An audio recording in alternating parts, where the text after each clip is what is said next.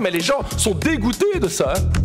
Il y a des colères qui sont parfaitement saines. Parce que c'est notre projet. Ce n'est pas vrai ce qu'il dit. Ça n'a aucune chance de réussir. Bonjour, bienvenue dans ce deuxième épisode de Bas les masques, la chronique qui décortique les discours politiques. Alors, quels procédés rhétoriques sont employés? Quelles idéologies se dissimulent derrière les mots? Quelles émotions sont mobilisées pour susciter notre adhésion? Après cette chronique, vous n'écouterez plus jamais les discours politiques de la même façon. Aujourd'hui, nous allons vous parler des crises. Nous allons vous présenter les stratégies de communication de Jordan Bardella sur les réseaux sociaux, ainsi qu'en troisième partie, un petit focus sur la formule « peuple » dans les discours politiques. Je m'appelle François Debrun et je suis accompagné de Simon. Bonjour. Et de Hugo. Bonjour. Ah, la crise. Impossible d'y échapper. Crise économique, crise sociale, crise politique, crise sanitaire et environnementale. Le mot est partout, sur toutes les lèvres de nos politiciens, dans les colonnes des journaux, dans nos conversations. Mais au-delà de son omniprésence, ce mot est une véritable clé pour comprendre les discours politiques et médiatiques. D'abord, il faut comprendre que le mot « crise » a deux fonctions principales. Parfois, il est utilisé comme un simple constat. Il va décrire une situation donnée qui s'impose à nous. Une crise, c'est un moment. C'est une situation particulièrement grave dans une évolution ou une suite d'événements. Une crise, c'est aussi un malaise profond causé par différentes transformations. Prenons l'exemple de la crise économique. Elle est souvent présentée comme un phénomène tangible, une réalité que nous pourrions observer, que nous pourrions mesurer. Le taux de chômage, le nombre de faillites, les fluctuations de marché. Dans cette perspective, la crise, c'est le nom donné à une situation marquée par un déséquilibre, souvent soudain, et qui entraîne des perturbations économiques et financières. Ainsi, lorsqu'un dirigeant nous dit « nous faisons face à une crise économique sans précédent », il impose un constat sur lequel il pourra construire des propositions et il pourra tenter de rassurer ou de mobiliser les citoyennes et les citoyens. Mais maintenant, cette première utilisation du mot « crise », cette utilisation que nous pourrions qualifier de constatative, n'est pas la seule. Le terme dispose aussi d'une fonction performative, c'est-à-dire qu'il ne va pas se contenter de décrire une réalité, il va construire une réalité. Le terme « crise » dresse une certaine dramaturgie. Il va désigner des ennemis et présenter un ou une sauveuse. Alors, prenons l'exemple de Margaret Thatcher. Bon, 2 fois que nous parlons de Margaret Thatcher en 2 épisodes, les gens vont se poser des questions, mais bon.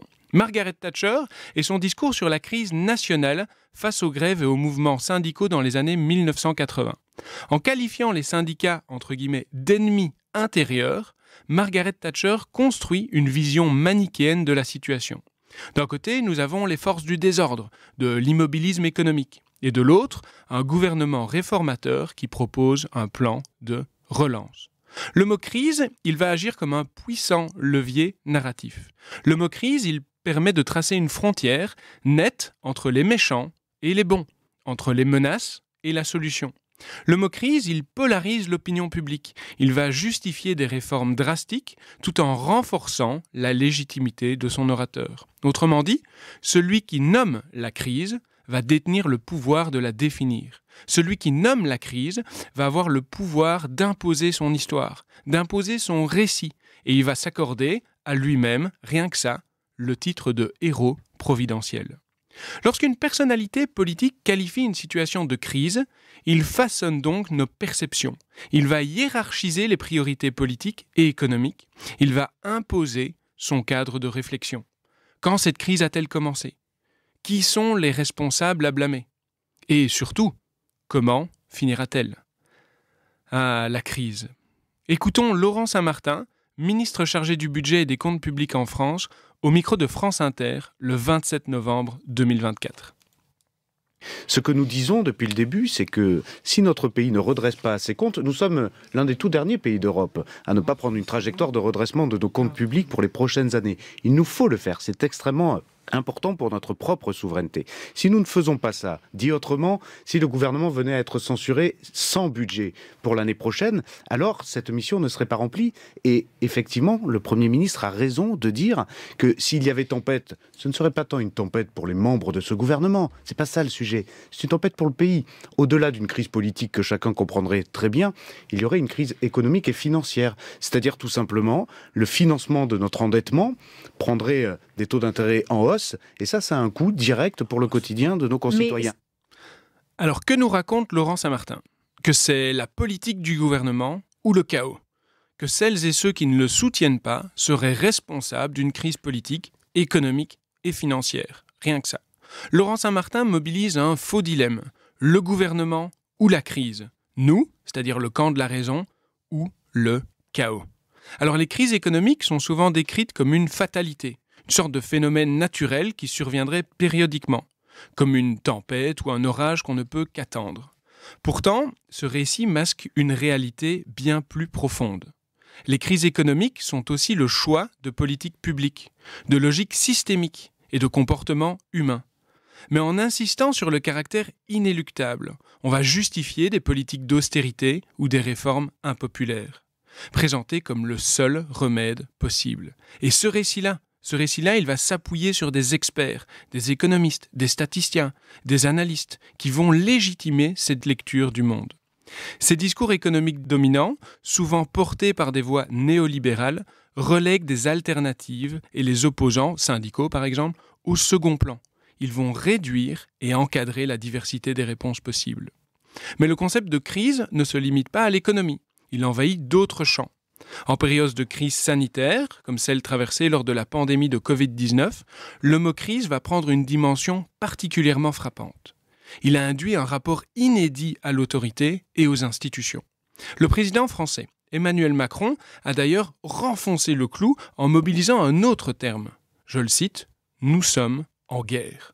Ce terme, guerre, convoque tout un ensemble d'émotions et de postures. Alors, la peur, bien sûr, mais aussi le besoin de solidarité, de responsabilité, le besoin de force de la part des autorités. Ce simple mot, guerre, a implicitement légitimé l'idée qu'il fallait suivre des consignes, qu'il fallait suivre des ordres, car l'enjeu était vital. Bien plus qu'un constat, il y avait une vision de la société mobilisée face à un ennemi commun.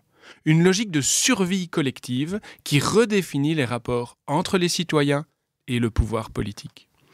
Ah, la crise. Autre domaine, celui de la crise migratoire. Expression omniprésente depuis plusieurs années. La crise migratoire suggère une urgence, suggère une situation chaotique où des soi-disant flux incontrôlables de personnes mettent en péril les structures nationales et les équilibres sociaux. Pourtant, que désigne-t-on réellement par crise migratoire ? Est-ce la réalité des déplacements de population fuyant la guerre, la pauvreté ou les dérèglements climatiques ? Ou bien n'est-ce pas plutôt l'incapacité des États à proposer des réponses coordonnées et adaptées ? Pour cela, je vous propose d'écouter Virginie Dubuis-Muller, députée française et ancienne vice-présidente des Républicains, qui répond aux questions d'Yves Calvi le 19 décembre 2023 sur BFM TV. Et qu'au regard de la crise migratoire que nous vivons aujourd'hui, il faut des mesures fermes et pragmatiques. Et c'est ce que nous avons obtenu dans le cadre de la CMP qui a été adoptée tout à l'heure. Quand la directrice générale de France Terre d'Asile nous dit on va mettre des milliers d'enfants et de parents à la rue, qu'est-ce que ça vous inspire comme commentaire ? Moi, ce que je trouve indigne, c'est qu'on ait des camps de migrants à Calais et qu'on ait des personnes qui vivent dans des tentes sous les ponts de Paris et qu'on abandonne. Donc je crois qu'il y a une maîtrise des flux absolue que l'on doit avoir aujourd'hui et que dans le cadre de ce texte, avec notamment des quotas qui seront prévus et votés chaque année par le Parlement, on régule les flux extérieurs. Et pour moi, c'est cette indignité dont nous devrions parler aujourd'hui. En mobilisant les termes « crise migratoire », l'oratrice crée une perception spécifique, celle d'un phénomène ingérable, souvent associé à la peur, au désordre ou à la menace. La crise migratoire justifie les contrôles, elle justifie l'édification de murs, elle justifie la mise en place de politiques répressives. Mais une autre lecture est possible. À présent, je vous propose de ne plus parler de crise migratoire. Changeons les mots, changeons la dramaturgie. Parlons plutôt de crise politique de l'accueil.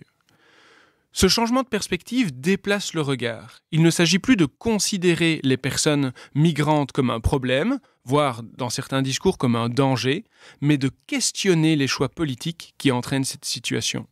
Le problème ne vient pas d'un ailleurs qui serait déshumanisé. Le problème, il est ici.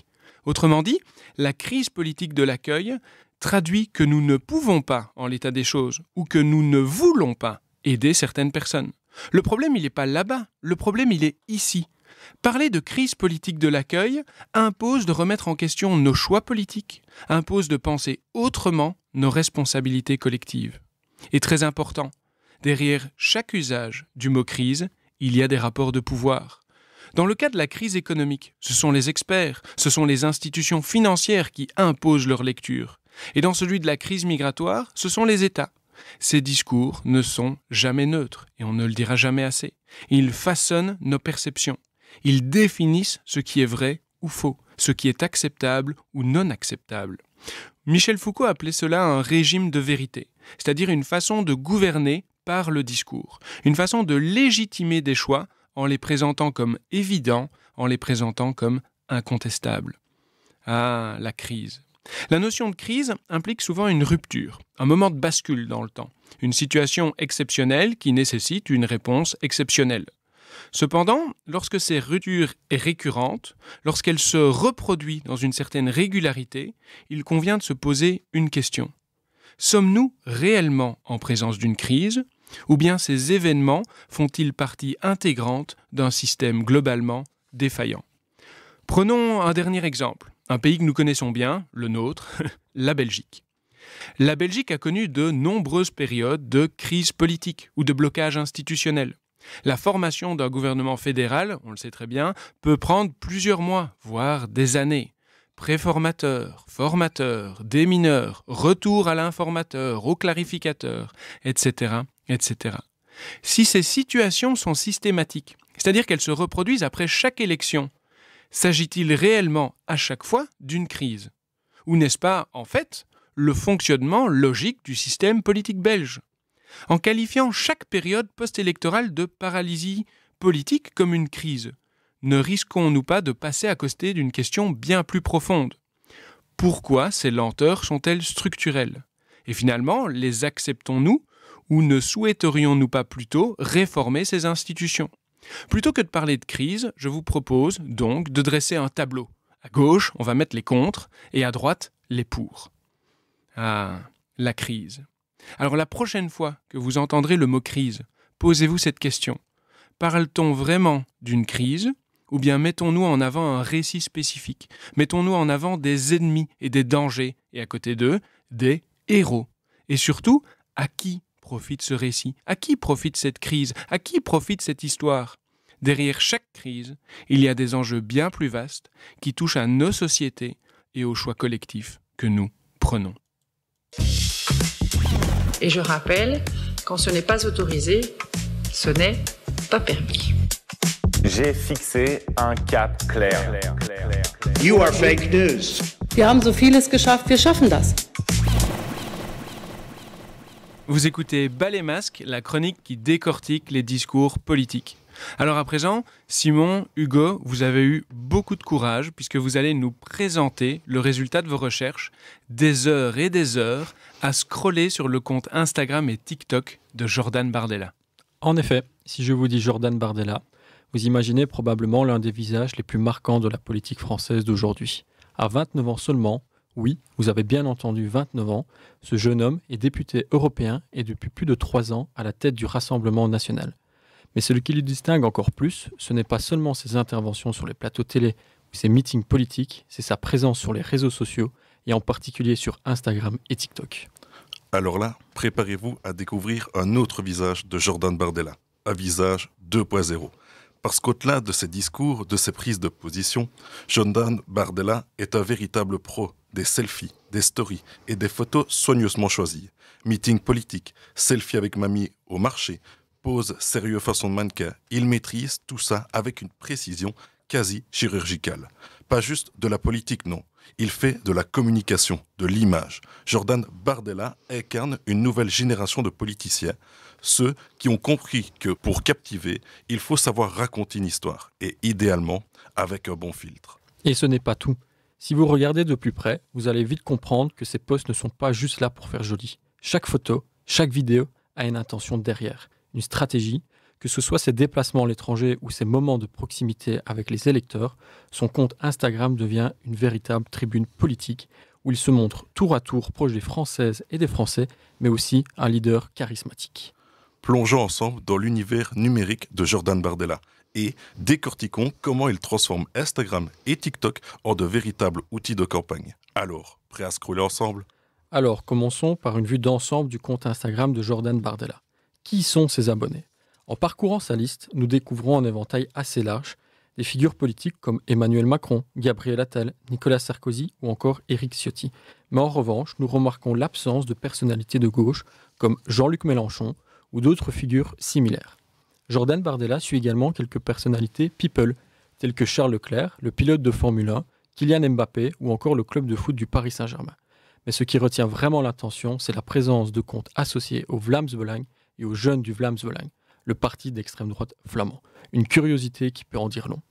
Passons maintenant à la popularité de Jordan Bardella sur Instagram, en comparant son nombre de followers avec d'autres figures politiques françaises.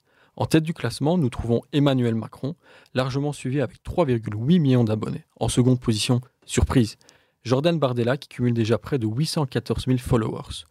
Derrière lui, des figures comme Gabriel Attal, Jean-Luc Mélenchon et Marine Le Pen ont des chiffres bien inférieurs. Ces données montrent clairement que Jordan Bardella séduit, et pas qu'un peu, grâce à une communication particulièrement bien huilée sur les réseaux sociaux. Mais ce qui est intéressant à noter, c'est la manière dont il gère l'équilibre entre sa communication politique et son image personnelle.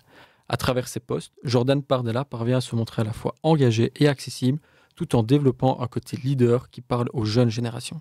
Cette stratégie lui permet de garder un lien étroit avec son public, tout en restant fidèle à ses convictions. D'un point de vue stratégique, son compte Instagram devient un véritable mélange de politique et de lifestyle, un espace où il peut à la fois faire passer des messages et rester proche de ses abonnés. Sur TikTok, Jordan Bardella a 2 millions d'abonnés. Il cumule 55,6 millions de likes sur l'ensemble de ses vidéos, un chiffre impressionnant qui démontre une forte interaction avec son contenu. Pourtant, il ne suit que 7 comptes. Nous pouvons retrouver dans ces 7 comptes le compte de Marine Le Pen. Il est évident que nous ne pouvons pas parler de Jordan Bardella sans parler bien évidemment de Marine Le Pen. Nous pouvons également retrouver Johan Engel, qui est le directeur de la communication du Rassemblement National, mais aussi la RNJ, Rassemblement National de la Jeunesse, Aime la France, ancien compte officiel de Marine Le Pen, l'Europe sans eux, une Europe sans Macron et sans Van der Leyen. Nous pouvons aussi retrouver le groupe RN ainsi que le compte officiel du Rassemblement National. Sur son compte, nous pouvons observer qu'il a mis en évidence 3 vidéos bien distinctes et placées stratégiquement en haut de son profil. Ce sont les vidéos épinglées. Elles captent immédiatement le regard et semblent jouer un rôle particulier dans sa stratégie de communication. Dans ces 3 vidéos, Jordan Bardella offre une vitrine de sa personnalité et de ses activités. La première, empreinte d'humour, le montre en train de manger des bonbons, des gâteaux, des chocolats et même sur un stand de marché. Elle compile plusieurs extraits jouant sur son image gourmande. La seconde met en avant son premier livre dans une démarche plus promotionnelle. Enfin, la troisième le montre dans un moment clé, l'attente des résultats des législatives. En costume, main dans les poches et entouré d'applaudissements, il conserve une posture sombre et retenue, même face à des résultats favorables. Jordan Bardella exploite les formats courts et percutants que TikTok favorise. La durée moyenne de ses vidéos est généralement alignée avec le format type de la plateforme, soit entre 15 et 60 secondes. Ces vidéos oscillent entre des clips montés dynamiques avec des extraits de discours, d'interventions médiatiques ou encore sur des plateaux TV. D'ailleurs, Jordan Bardella a pu publier une vidéo TikTok sur son compte présent sur le plateau de Touche pas à mon poste. En voici un extrait. Mais vous faites de la muscu quand même ou pour... Non, un peu quoi. En tout cas, pour un ancien timide, tu te débrouilles bien. Je suis un ancien timide, je raconte dans le livre. Ouais. C'est ça, exactement. Et je raconte à quel point d'ailleurs le fait d'être timide et d'avoir du mal à prendre la parole, d'abord je sais que c'est une prison, parce qu'il y a beaucoup de gens, il y a beaucoup de jeunes dans notre pays qui sont timides, qui n'osent pas prendre la parole. Et moi, j'ai envie de leur dire, allez-y, quoi, jetez-vous dans le grand bain, parce que je peux vous assurer que quand vous êtes un repenti de tout cela, ça va beaucoup mieux. Donc. Les vidéos sont aussi des reprises de moments clés, comme des débats, des moments avec des fans, ou encore des phrases chocs qui sont alors masterisées avec des musiques dramatiques ou des montages rapides.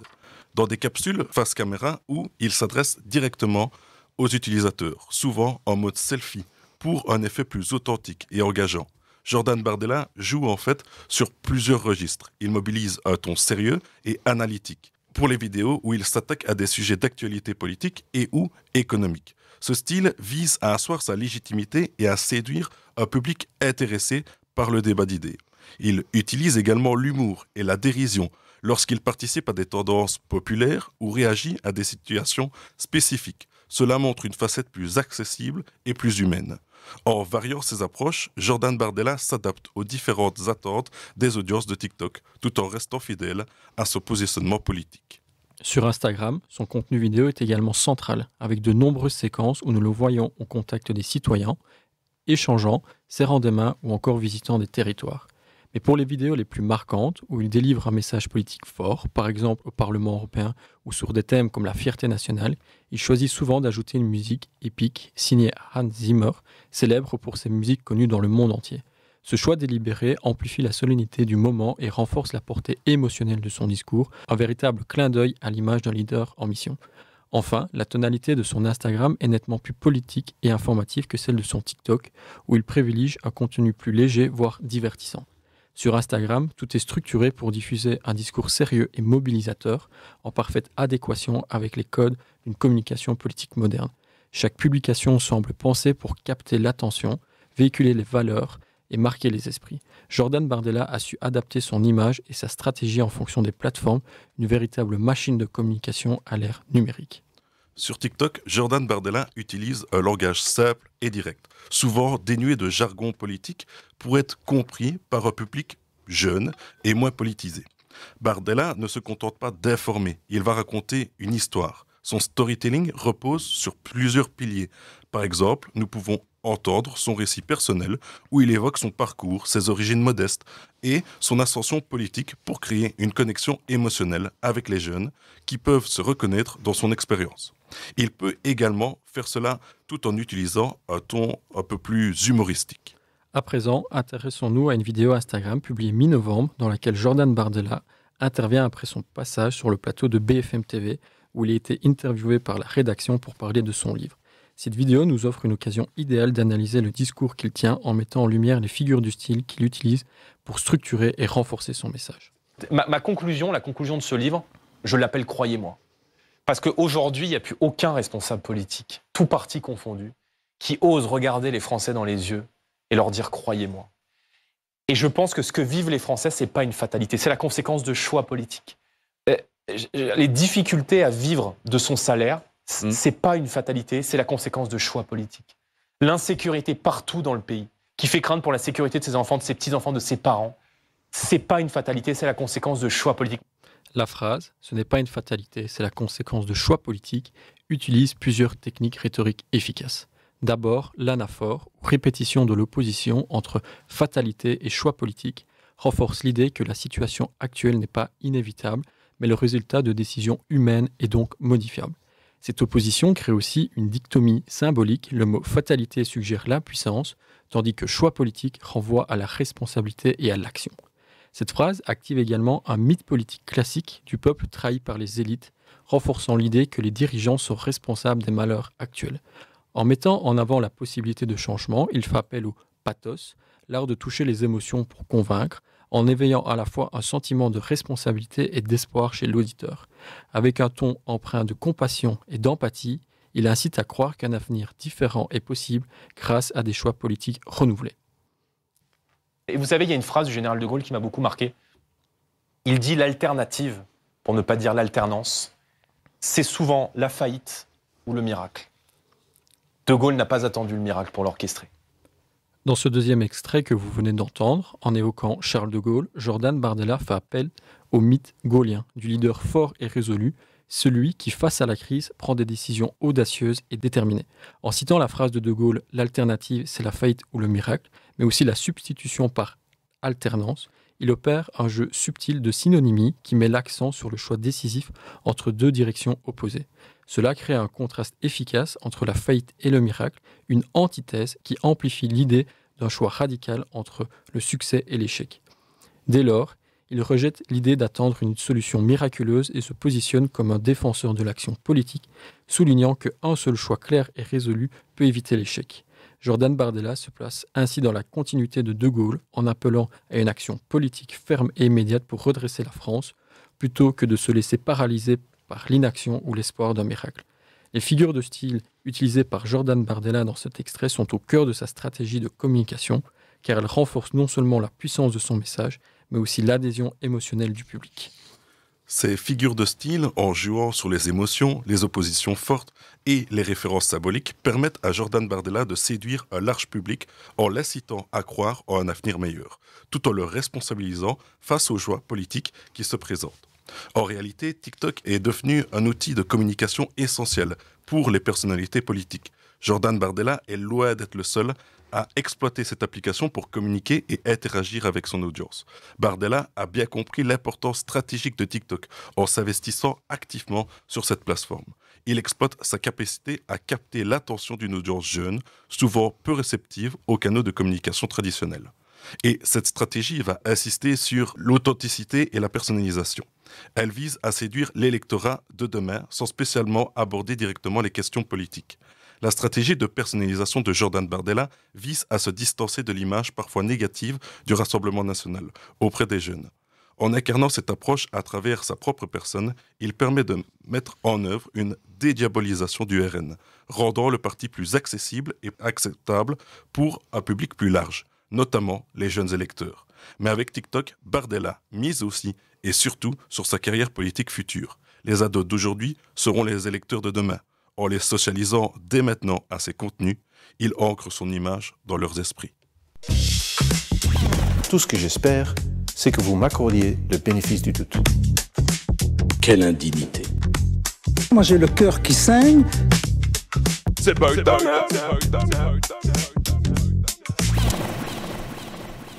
Restez avec nous pour cette troisième partie de Bal et Masque, la chronique qui décortique les discours politiques. Simon, Hugo et moi, nous allons à présent vous parler des formules, ces petits mots slogans présents dans tous les discours politiques. Alors, les formules, ce ne sont pas des mots ordinaires, pas du tout. Les formules, ce sont des mots qui vont cristalliser des enjeux politiques et sociaux. Les formules, elles vont fabriquer le débat politique. Alors, prenons un exemple très simple pour illustrer tout cela. Le mot « peuple ». C'est un mot formule par excellence. Le mot « peuple » est simple. Nous le comprenons toutes et tous, mais pourtant, le pensons-nous toutes et tous de la même façon ? Je crois pas. Qui fait partie du peuple ? Qui en est exclu ? Le peuple, est-ce que c'est la nation ? Est-ce que c'est un groupe opprimé ? Ou est-ce que c'est l'ensemble de la population qui vit sur un territoire ? Une formule, c'est ça. C'est exactement ça. Une formule, c'est un terme que nous connaissons toutes et tous, qui est consensuel, c'est-à-dire que personne ne peut s'opposer à lui. Et d'ailleurs, quelle personnalité politique oserait dire aujourd'hui « je suis contre le peuple » ? Personne. Le terme est connu, le terme est consensuel. Mais le terme, donc ici le mot « peuple », est aussi un véritable caméléon sémantique. Autrement dit, selon l'oratrice ou l'orateur, il va désigner des projets de société complètement différents. Le peuple, c'est un sujet de débat permanent que chacun et chacune, on va essayer de conquérir. Le peuple contre les élites ou le peuple contre les non-nationaux. Je vous propose d'aller encore plus loin dans cette réflexion en croisant de nouveau les analyses de Simon et Hugo. Tous les deux, ils ont interrogé le terme « peuple » dans les discours en France de Marine Le Pen et de Jean-Luc Mélenchon. Un même mot, une même figure d'autorité, deux personnalités politiques et deux univers idéologiques que tout oppose. Avant cela, je vous propose d'écouter un extrait de Marine Le Pen, datant du 5 février 2017, lors de sa campagne présidentielle à Lyon, avec justement comme slogan sur son pupitre « Au nom du peuple ». Ne perdons jamais de vue que nous sommes un grand peuple. Un peuple qui sait qu'il porte en lui les moyens de sa liberté, de l'affirmation de ses valeurs, de sa grandeur, de son destin. Dans ces circonstances où les prétendues élites ont jusqu'à présent failli et trop souvent trahi, le seul recours, c'est le peuple. C'est de sa volonté que naîtra l'arrachement aux forces du déclin. C'est de sa détermination que s'engageront les reconquêtes. C'est de son sein qu'émergeront les femmes et les hommes qui conduiront le pays à la lumière. Commençons par poser les bases. Marine Le Pen conçoit le peuple comme une entité homogène, définie par des critères identitaires, culturels et historiques. Dans sa vision, le peuple français est l'héritier d'une longue tradition nationale. Il est caractérisé par son attachement au travail, à la patrie et aux valeurs traditionnelles. Ce sont les Français de souche ou ceux qui se sont pleinement assimilés, unis par une histoire commune et le respect de normes culturelles françaises. Je vous propose de faire pareil et d'écouter un extrait de Jean-Luc Mélenchon repris d'une conférence interview consacrée à la définition du mot peuple. Parce que dans la tradition française, le peuple est un acteur de l'histoire et il est celui qui a écrit une page inouïe de l'histoire. Il fait une révolution pas pour lui-même mais pour tout le monde. Parce que la révolution de 1789, elle proclame des droits universels. Et elle va immédiatement, pour que ce soit un universalisme aussi concret que possible, aller à la laïcité, c'est-à-dire à la séparation des convictions intimes les plus profondes, les plus enracinées, la foi est un phénomène profond et enraciné, et le mettre à distance de la politique. Ah, la laïcité, c'est une autre formule, mais je vous laisse continuer sur le mot « peuple ». Comme vous l'entendez, c'est très différent de la vision de Marine Le Pen. Pour Jean-Luc Mélenchon, le peuple n'a rien d'homogène, ni d'enfermé dans une identité fixe. Il s'agit d'un collectif diversifié, rassemblé autour des valeurs comme la justice sociale, l'égalité et le bien commun. Il ne s'agit pas de défendre une identité figée, mais de construire un projet politique basé sur l'émancipation, l'écologie ou encore la solidarité. Une différence fondamentale est que Marine Le Pen valorise les Français travailleurs, les artisans, les commerçants, les salariés ou ayant travaillé comme les retraités. Ces Français sont opposés aux profiteurs du système, souvent associés aux élites économiques et politiques, mais aussi aux immigrants perçus comme des menaces pour l'unité nationale. Son discours est centré sur le travail comme pilier de la société. Le peuple se définit par sa participation à la production de richesses, qu'il soit actif, retraité ou en recherche d'emploi. Pour Mélenchon, le travail joue aussi un rôle central, mais pas comme critère d'exclusion. Il y voit une source de dignité et de contribution à la société, quel que soit le domaine.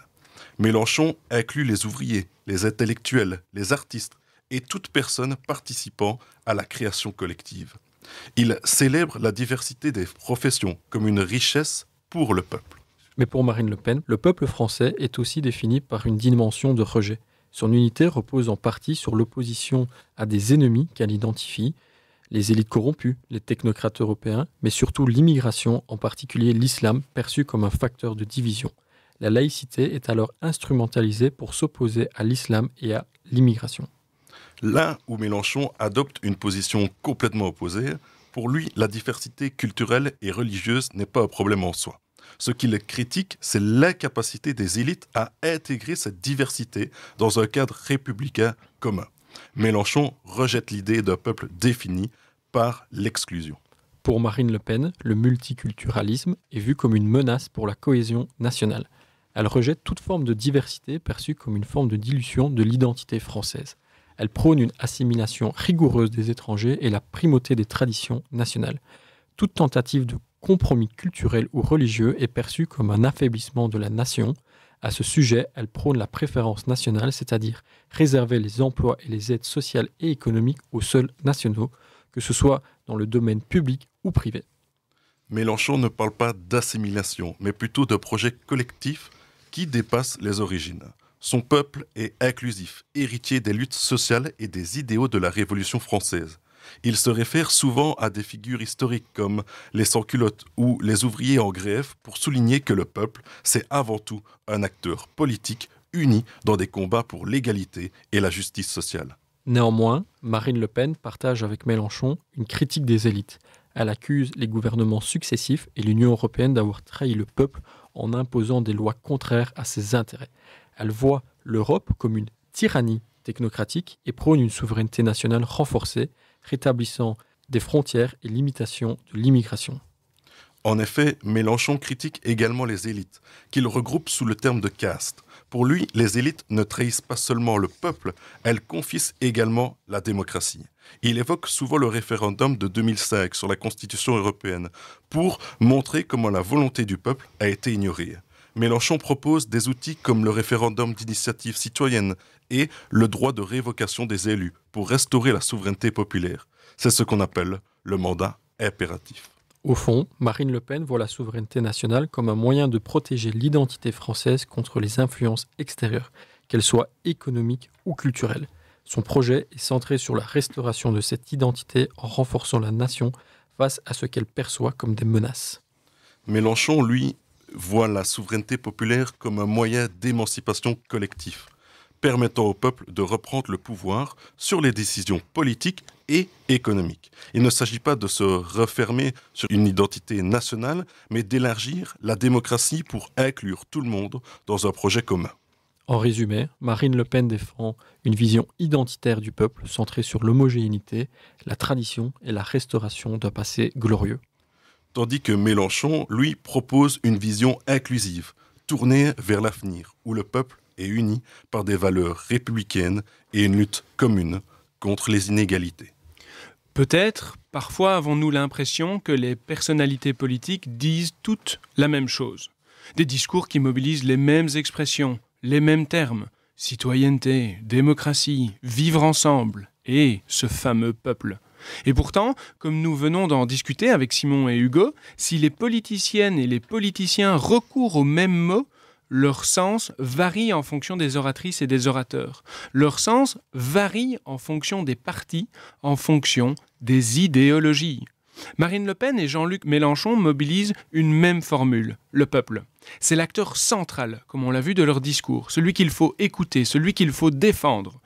Tous les deux en appellent à lui, à ce peuple souverain dont le pouvoir serait confisqué par des élites. En démocratie, c'est le peuple qui a le pouvoir. Cependant, si Jean-Luc Mélenchon s'inscrit dans une forme de protestation sociale et économique, Marine Le Pen, pour sa part, ajoute une dimension propre à l'idéologie du Rassemblement national, un parti politique d'extrême droite. C'est son aspect identitaire du peuple qui domine, sa culture, sa langue, son héritage et ses traditions qui sont organisées contre l'islam, contre l'immigration. L'identité française, dans les discours de Marine Le Pen, l'identité française, cette identité du peuple, elle n'est pas ouverte, elle est fermée. L'exercice réalisé par Simon et Hugo met en lumière la formule peuple et ses différentes définitions. Lorsque nous écoutons une personnalité politique, ne nous arrêtons pas aux simples mots présents dans ses discours. Il faut les interroger. Parfois, derrière un mot se cache toute une vision du monde, toute une vision de la société. Merci Simon et Hugo pour vos analyses. Merci. Avec plaisir. Nous nous retrouvons très vite pour un nouvel épisode de Bas les masques, la chronique qui décortique les discours politiques. Restez curieux, à très vite.